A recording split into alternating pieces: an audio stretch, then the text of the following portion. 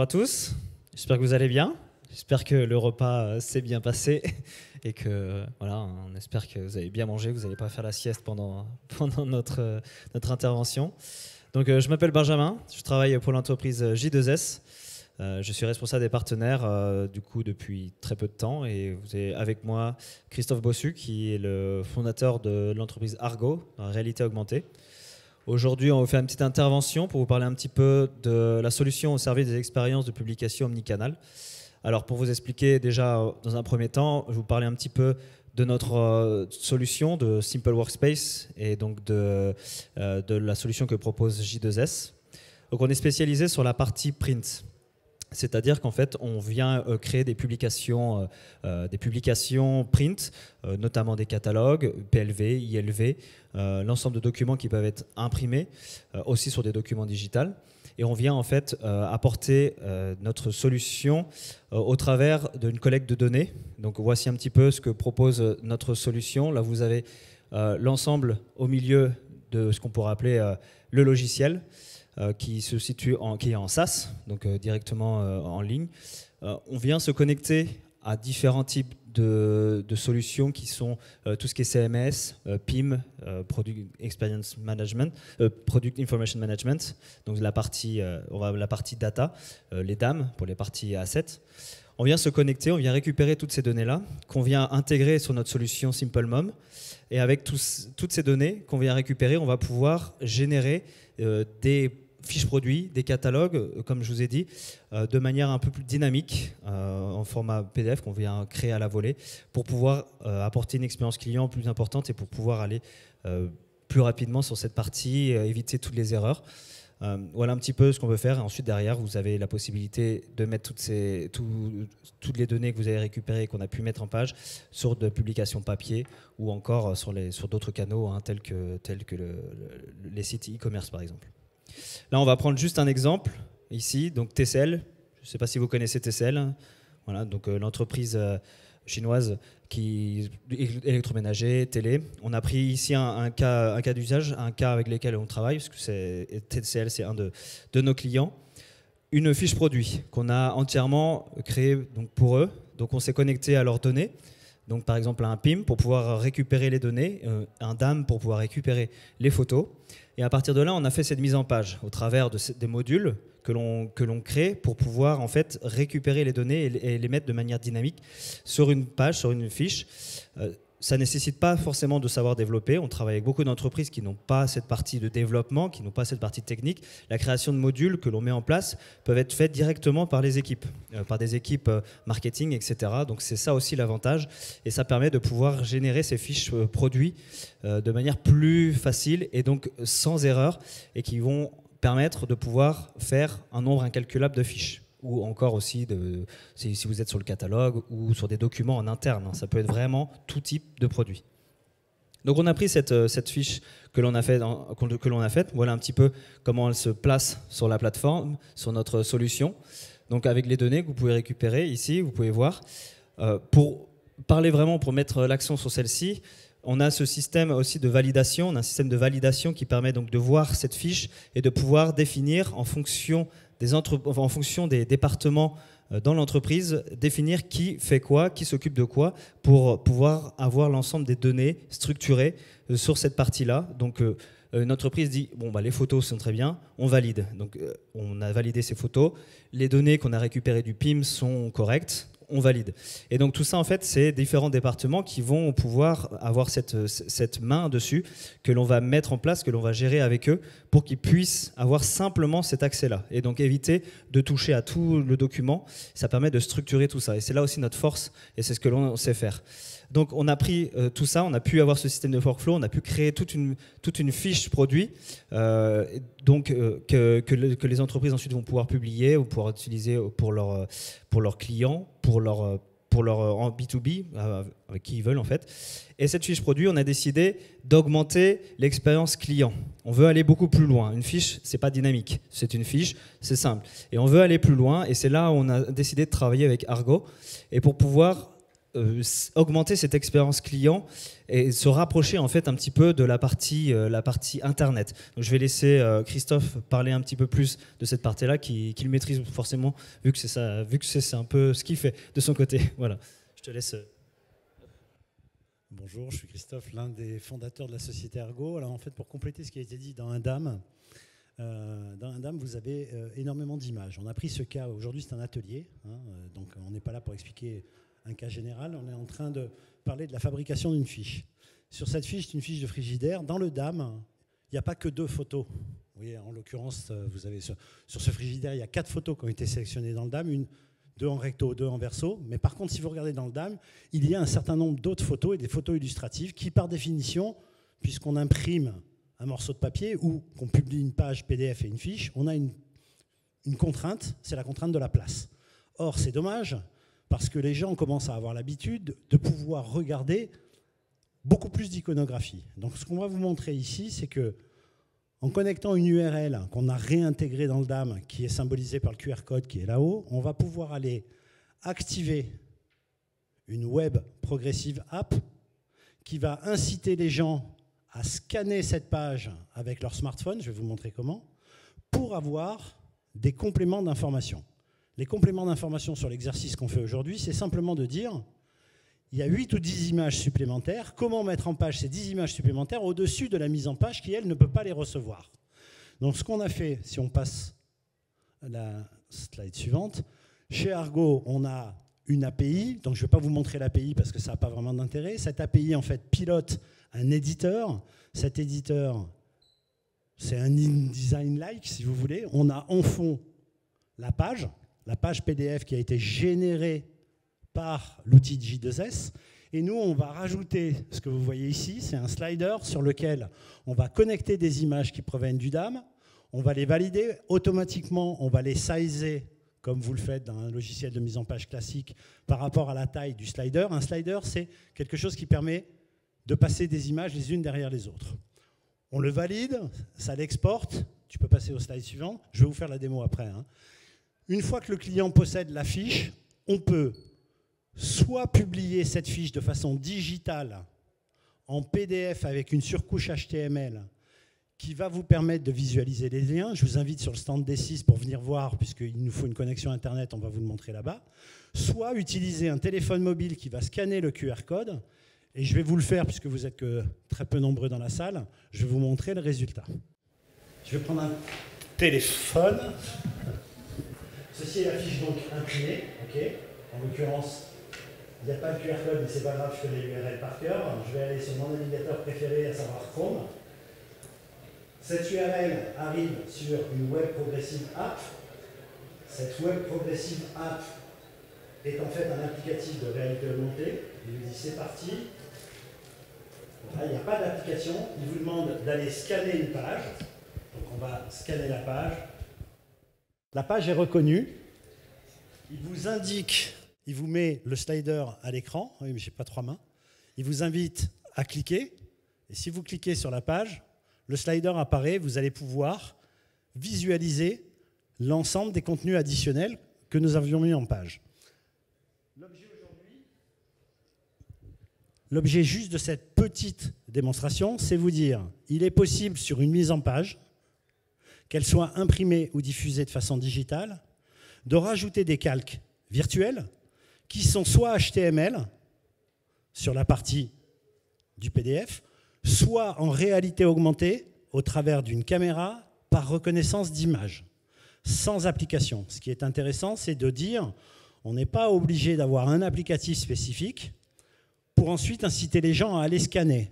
Si on revient à la slide précédente, où on va vous montrer celle d'avant, voilà, vous avez en haut le QR code qui apparaît. Ce QR code, les gens, depuis le Covid, commencent à savoir à quoi ça sert.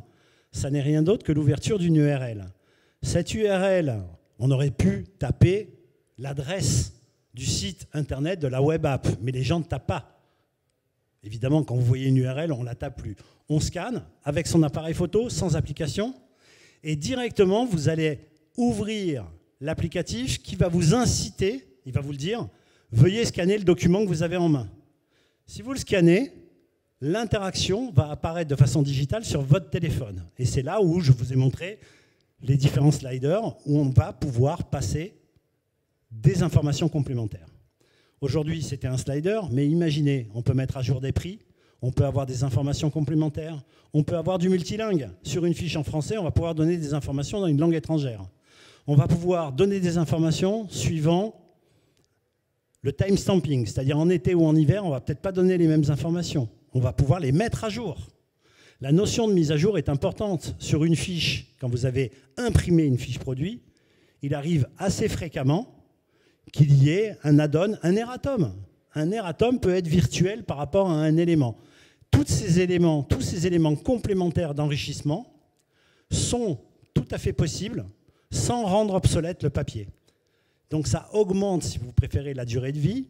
Quand on fait un catalogue, on peut très bien imaginer de faire un catalogue de 24 pages au lieu d'un catalogue de 96 et d'avoir les 72 pages complémentaires en réalité augmentée, accessibles depuis un QR code depuis les 24 premières pages pour aller vers des pages digitales depuis le papier.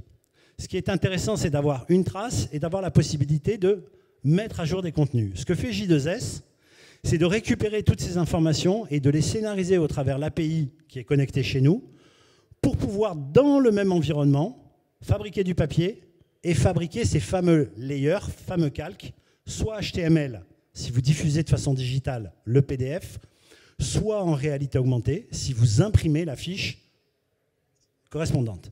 Bien évidemment, l'URL est dynamique, même si vous modifiez les contenus vont se modifier alors que l'URL, elle, ne va pas changer. OK ? Voilà, c'était en gros simplement un cas d'usage, un exemple. Voilà, donc on vous montre simplement, on scanne, voici ce qui apparaît. On a augmenté la vision de la page. Sur cette vision de la page, il est marqué « cliquer » et quand on clique, c'est le slider que je vous ai montré, vous arrivez dans un environnement connu, les sliders à la Instagram ou autre, où vous allez passer toute une autre iconographie. Ceci est un asset qui provient du DAM. Bien entendu, on pourrait avoir des assets complètement différents. Des assets de prix, évidemment. On pourrait avoir des assets de mise à jour, des notices explicatives, des avis clients, des vidéos de montage, des tutos, voire même si vous avez envie de mettre des critiques, pourquoi pas. En fait, on est dans un environnement full web. C'est-à-dire que tout ce que vous pouvez en gros imaginer, on peut le mettre en scénarisation au travers de l'API par rapport à la page. Le point d'entrée, c'est le document. Qu'il soit imprimé ou pas, c'est le document. Donc on peut imaginer une affiche, on peut imaginer même un spot télé. Vous voyez des choses complètement dingues en ce moment, c'est que si vous allumez la télévision, de temps en temps, vous voyez même des spots de pub où on vous invite à scanner des spots de pub pour obtenir soit des inscriptions, soit de laisser des avis clients, soit de télécharger des choses. C'est le cas de Comme J'aime, c'est le cas du journal de 20h de TF1 où vous pouvez laisser un avis en posant des questions. C'est le cas de, que sais-je, Carglass qui vous demande de scanner un QR code pour vous inscrire, etc., etc. Donc, ces notions, elles apparaissent, elles sont devenues des usages communs. Maintenant, à vous qui créez des contenus additionnels, de pouvoir redonner une vie au papier, qui reste quand même malgré tout un élément important quand on est commercial et qu'on laisse une trace. Cette trace, elle est relativement forte de sens. Ce qu'il faut, au lieu d'écrire « Veuillez consulter notre site internet pour plus d'informations », c'est de rendre dynamique la relation entre la fiche produit et les contenus additionnels que vous voulez faire apparaître. Voilà, c'est à peu près tout. Vous pouvez venir nous rejoindre tous les deux sur le stand D6 si vous voulez voir ce qu'on appelle un PDF augmenté. Renan, qui est assis ici, vous montrera ce qu'on appelle le pendant ArgoFlow et voir en fait un PDF augmenté et son pendant papier augmenté, en réalité augmenté au travers d'une lunette. Voilà. Évidemment, si demain matin Google ou autre Apple sortent des lunettes de réalité augmentée, elles seront bien entendu complètement connectées à ces environnements-là. Vous mettez les lunettes et vous aurez la vision augmentée de ce que vous êtes en train de lire. C'est en avance de phase, ça viendra. Les premières visions augmentées que vous utilisez sans même plus vous en rendre compte, pour ceux qui ont des voitures un tout petit peu modernes, qui ont un affichage tête haute, on ramène aujourd'hui les informations de danger, les limitations de vitesse et autres, directement sur le pare-brise, dans votre vision, devant vous. C'est de l'augmentation de la réalité. On augmente le réel de votre vision de la route par des informations complémentaires. En l'occurrence, du danger, des informations, ce que vous voulez. C'est exactement la même chose, mais sur un morceau de papier.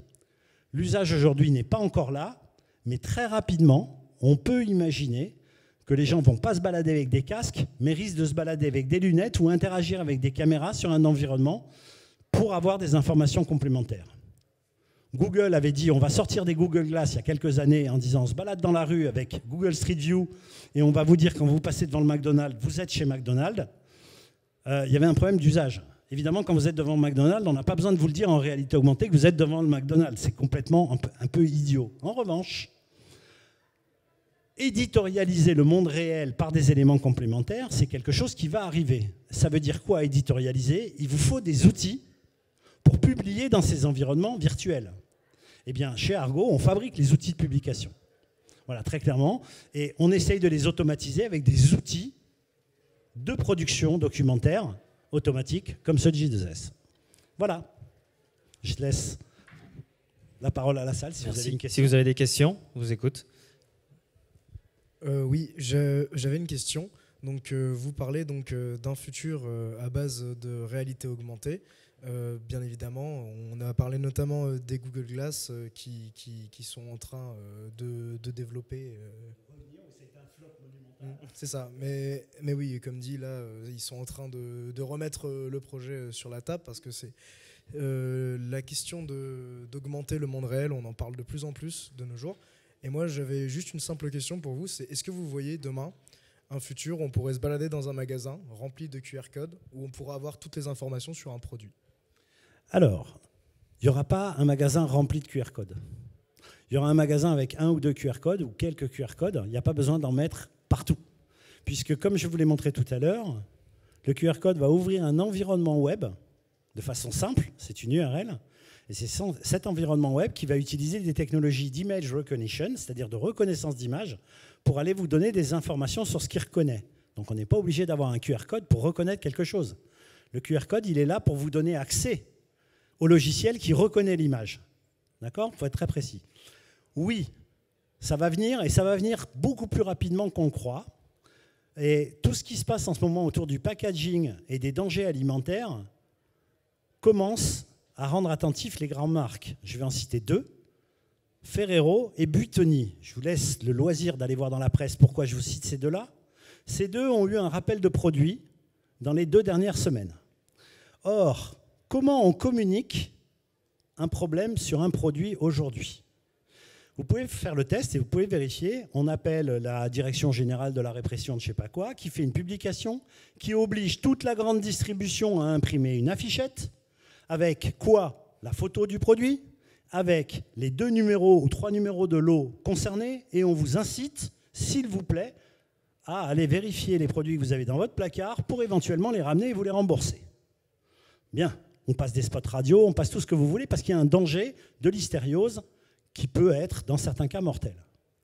Lorsqu'on discute avec Buitoni et qu'on leur dit, écoutez, si votre packaging était connecté, quel que soit le mode de connexion, NFC, QR code ou réalité ou reconnaissance d'image, ce n'est pas le problème. Et que le consommateur avait l'habitude d'interagir avec votre packaging. Je scanne ma pizza Buitoni, on vous donne des conseils nutritionnels ou comment les manger. Bienvenue chez Buitoni, tout va bien, etc. Quand un moment crise arrive, on change dynamiquement le contenu sans changer le packaging en disant désolé, habituellement on vous donne des recettes de cuisine, là c'est un peu plus sérieux, on a un problème sur notre chaîne de fabrication, on va gérer la crise et on va vous inviter en réalité augmentée à scanner votre packaging, cliquez ici. Si le numéro de lot à cet endroit, et on guide le client, c'est ici que se trouve le numéro de lot et pas dire, on peut même faire passer un OCR pour vérifier et on dit ce produit est à ramener et à jeter. Ça, c'est complètement différent que de dire « allez voir la fichette qui est en tête de gondole dans votre magasin ». Ça veut dire que le produit lui-même peut embarquer un enrichissement a posteriori de sa fabrication pour donner un message qui, lui, peut être évolutif. Donc Buitoni chante Ramona et des recettes de cuisine quand tout va bien, mais au moment où tout va mal, inciter le consommateur à dire continuez à scanner mon produit et vérifier s'il est bon. On peut même avoir scanné ce produit pour savoir si tout va bien et on dit tout va bien et on raconte une histoire, et tout va mal et on explique pourquoi tout va mal. Ferrero a le même problème, puisqu'ils ont aujourd'hui la possibilité de se dire on devrait mettre des QR codes pour inciter et mettre une expérience client. Ils ont commencé à le faire. Scanne ce QR code et fais ton plus beau selfie et on le publiera sur la page Instagram et autres bêtises. C'est rigolo, ça crée du communautaire.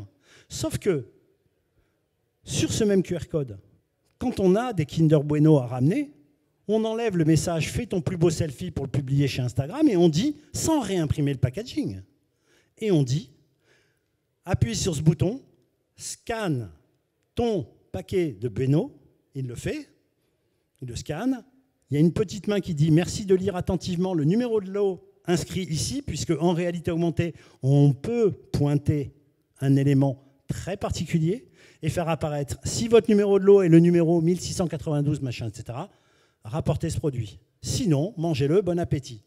C'est juste un exemple pour vous montrer que l'enrichissement a posteriori du print va très rapidement prendre du sens à cause de ces dangers. Voilà un cas d'usage qui, lui, est évidemment pile dans l'actualité en ce moment. Il y en a eu d'autres avant, c'était Yuka, mais qui n'avait pas de modèle économique, qui, lorsque vous scanniez, non pas un QR code, mais un EAN13, vous donnait des informations complémentaires alimentaire du produit. Le problème, c'était le modèle économique qui est lié à cette action-là. Mais on voit bien qu'engager un consommateur pour faire quelque chose, si ça lui rapporte une information utile,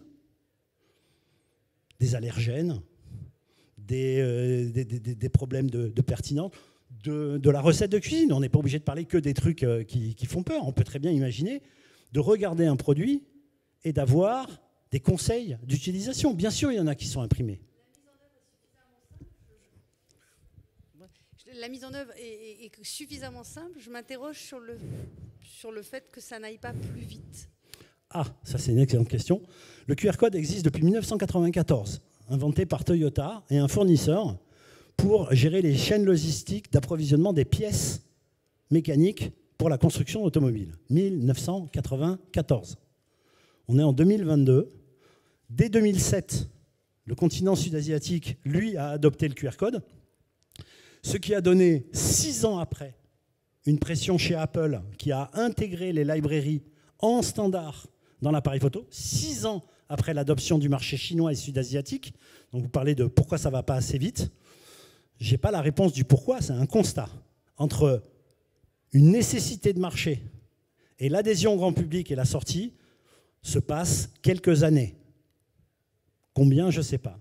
Pourquoi aujourd'hui je vous parle de ça ? C'est malheureusement le Covid qui a mis ça en évidence, avec des fantasmes. Beaucoup de gens s'imaginent... Pardon ? Vous voyez une accélération ? Oui. On est passé du stade, avant Covid, les statistiques existaient, où moins de 20% des gens savaient ce que c'était qu'un QR code. Moins de 30% des gens savaient qu'il n'était pas nécessaire d'avoir une application pour le scanner. Aujourd'hui, 60 à 70% de la population, et si vous descendez dans les générations inférieures à 30 ans, c'est 95, savent qu'on peut scanner un QR code et qu'il se passe quelque chose. Donc 2 ans pour passer de quelque chose qui était aux alentours de 20% à 90%. Mais c'est à cause d'une situation catastrophique et d'un pass sanitaire. Et ça génère un fantasme. C'est qu'aujourd'hui, il y a des gens qui vous disent « moi, je ne scanne pas de QR code parce que vous me traquez ». Je vous rappelle que scanner un QR code comme celui qui est là, ce n'est rien d'autre qu'une URL hexadécimale. Enfin, c'est de l'alphanumérique. C'est juste la traduction des lettres d'URL. Il n'y a rien de tracking là-dedans, mais absolument rien. C'est de la reconnaissance optique. Ok ? Bien évidemment, j'ai oublié de vous le dire, on vous le montrera. Sur le PDF, on ne met pas le QR code à scanner. Vous imaginez, vous êtes sur votre téléphone, vous avez un QR code et on vous dit « prends un deuxième téléphone pour scanner ». Évidemment, le QR code, il suffit de cliquer dessus, on vous l'indique, et ça ouvre l'URL dynamiquement qui est codé dans l'interface de mise en page depuis le logiciel qui, lui, permet d'appeler l'API. OK ? Voilà. J'ai une dernière question. Heureusement que vous n'étiez pas nombreux, ils ont tous plein de questions, c'est super. J'ai une dernière petite question, encore une fois, sur un futur hypothétique avec votre solution. Est-ce que demain, vous voyez un monde où, chez soi, on peut scanner des photos de famille qu'on a et pourquoi pas les associer numériquement à des vidéos ? Alors, ce n'est pas demain. Nous avons un client qui s'appelle Souvenir Partagé, qui vous permet d'avoir des photos imprimées sur votre frigidaire, sur un cadre photo, ce que vous voulez, et d'y accoler des vidéos qui sont mises à jour en temps réel par rapport à ces contenus statiques. Ça existe déjà. Je vous invite à aller voir Souvenir Partagé, c'est un de nos clients, mais technologiquement, oui, c'est déjà fait. Et d'autres, évidemment, fabricants d'albums photos sont en train de travailler sur ces technologies. Je ne vais pas les citer, je ne vais pas leur faire de pub, mais si vous faites imprimer dans un futur assez proche des albums photos, vous aurez la possibilité de connecter d'autres contenus qui eux-mêmes seront mis à jour sans avoir réimprimé le contenu. Il n'y a pas de QR code en l'occurrence. Oui ? Dernière question, je vais... J'avais juste une question. J'ai bien compris l'usage à la fois de développement de contenu au travers d'un DAM avec des vidéos, etc., pour enrichir une fiche produit. La question que je me pose, c'est à force de mettre des trucs dedans, comment le client il s'y retrouve? Parce que si vous dites à un moment donné, on sait très bien qu'il faut une certaine répétition quand même pour que les gens, par exemple dans un magasin ou sur un catalogue, comprennent l'usage et se disent, bon, je sais que quand je vais là, sur ce QR code, ça va me donner de l'enrichissement de données ou je sais pas quoi, ou d'autres visuels, etc. Si vous venez là-dedans perturber en amont, enfin en aval plutôt, le contenu même de ce QR code, ça fait beaucoup d'infos. Enfin, le QR code, il va amener sur un URL qui lui-même va amener sur plein de contenus. Comment vous faites le tri entre une information qu'on peut donner et un enrichissement d'une fiche produit? Alors, ce n'est pas moi qui fais le tri. Non, ça, j'ai bien... Non, c'est le propriétaire de la fiche, enfin, c'est le service marketing éditorial. On peut avoir des niveaux d'enrichissement différents et être intelligent de ne pas tout mettre en même temps et de les séquencer en fonction de ce que vous voulez. Oui, mais ça, c'est du pull, c'est pas du push. C'est-à-dire que le client, à un moment donné, lui, il ne sait pas ce qu'il va trouver derrière l'URL. Non, il ne sait pas ce qu'il va trouver derrière l'URL. Il ne sait pas s'il y a une information nouvelle qui s'est enrichie tout à fait par l'intervention humaine de quelqu'un. Donc, je me pose la question de savoir comment on règle ça. On le règle simplement par des règles d'automatisme qui sont, suivant votre usage, on va vous donner des informations. Il y a une autre conférence, je vous invite à venir sur le stand des 6, je vais vous expliquer ce qu'on a fait à la revue fiduciaire sur la mise à jour temps réel de la loi et pourquoi on avait fait ces choses-là pour avoir un vrai service. Ceci étant, je vous rappelle une chose, c'est que ce n'est pas parce qu'il y a une URL que vous êtes obligé d'y aller, donc la fiche en elle-même continue à avoir son autonomie propre. Et dans la partie digitale, les surcouches qu'on rajoute, elles sont on-off, c'est-à-dire qu'elles sont déswitchables, c'est-à-dire que vous lisez le PDF, c'est vous qui décidez si oui ou non vous voulez de l'information complémentaire. Et si la fiche est bien faite... C'est pas moi qui m'intéresse, c'est le client. Non, mais même le client. Va chercher à un moment donné. Le client. Qu'est-ce qu'il sait qu'il peut trouver derrière, en fait? C'est à l'usage. C'est exactement... Mais non, mais... Parce que l'URL, par exemple, sur un catalogue, ça peut servir à de l'enrichissement de gamme. Oui, par absolument. exemple. C'est-à-dire, j'ai 10 produits, en fait, j'en ai 200. Oui. Donc, c'est toutes ces mécaniques-là qui m'intéressent dans un concept digital, par exemple. C'est-à-dire des magasins physiques avec des QR codes. Il existe des QR codes sur les produits, même dans certains magasins physiques aujourd'hui. Ça existe, c'est déjà fait depuis longtemps d'ailleurs, enfin depuis au moins 5 ans. Mais par contre, c'est la capacité à un moment donné de faire une expérience client sans couture qui permette à un moment donné à la fois d'enrichir la donnée au moment où j'ai besoin de cette information et en même temps... On va pas prendre de retard pour l'autre. Il y a un bon... Oui. Je vous invite juste à réfléchir à une chose, c'est que le QR code que vous avez dans les magasins que vous avez cités est indépendant de votre fiche produit. Je vous rappelle que ici, c'est la fiche... Pas forcément, mais c'est la fiche produit qui drive toujours le consommateur. Quand vous la scannez, elle est toujours là, votre fiche produit. Oui, on ne repart pas sur un élément extérieur. Je vous garantis, quand vous scannez un QR code sur un Indesit chez Darty, vous ne voyez pas votre frigo. Vous n'avez pas la vision réelle. Vous partez d'un environnement web qui est déconnecté de l'objet sur lequel vous êtes en train de regarder. Ça dépend où est fiché votre PIM et votre DAM. Enfin, ça, c'est un autre sujet. Non, mais ce n'est pas un problème de PIM ou de DAM. Votre caméra, elle ne peut pas. Venez, je vais vous le montrer. Ouais.